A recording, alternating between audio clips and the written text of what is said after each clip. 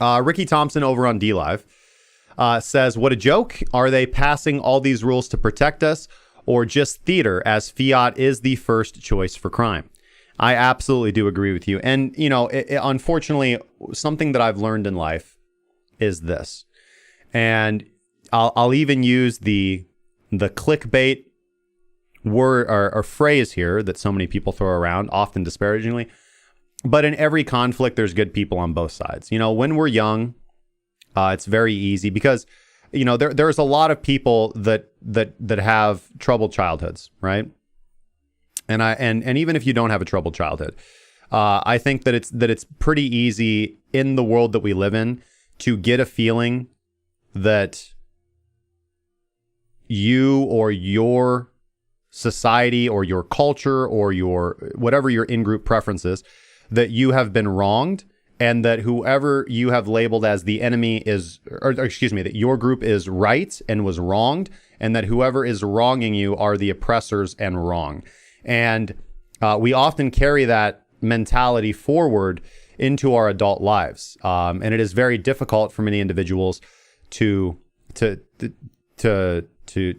of make that transition. But it generally always occurs. Generally, as we become we become adults, and we begin to, and it's unfortunate because it makes the world very, very complicated, begin to see the nuance that there are in any situation where there's conflict. There are good meaning people, good intentioned people, and genuinely good people and bad people on both sides. There's never been a situation in history where one group was all good and were wronged and there were no bad people in that group. And there's never a situation where the people that are doing the conceived wrong are all bad and there's not any good intentioned people or good people in that group.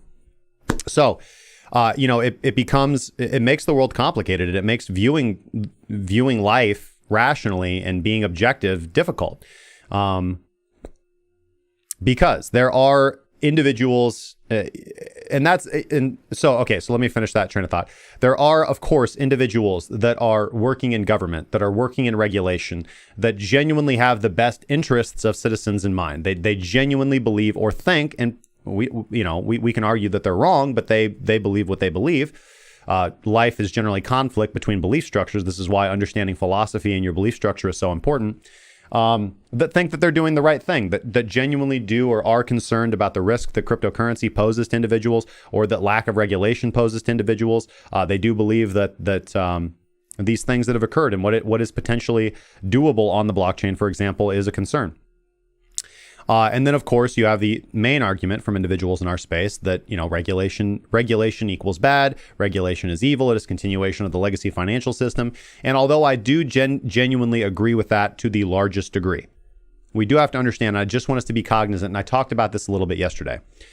You know, what's another meme that I can use here? You know, be the change you want to see in the world, right? You know, we talk and I actively promote for a self-regulatory organization or an SRO approach. I think that the crypto space can come together and regulate itself. But the only way that we can do that is by being keenly aware that there are many bad actors in our space. And we have to be very careful that we do not ignore that.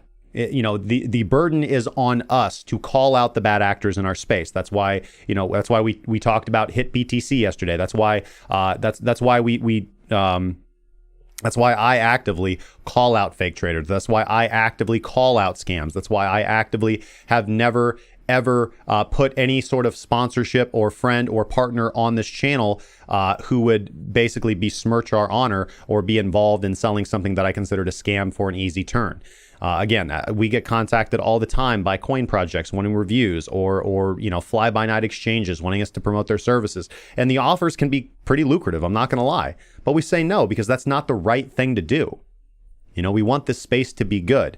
And what I've learned in my life is that being honest, ethical, and just honest, being communicative of where you are, who you are, and what you're selling or what you're doing or what your project is, honestly, if you do the right thing consistently and you build your reputation and you build your name, people will respect you, people will patronize you, people will give you their business. And not only that, but you'll actively be making your space and the world, hopefully, a little bit of a better place.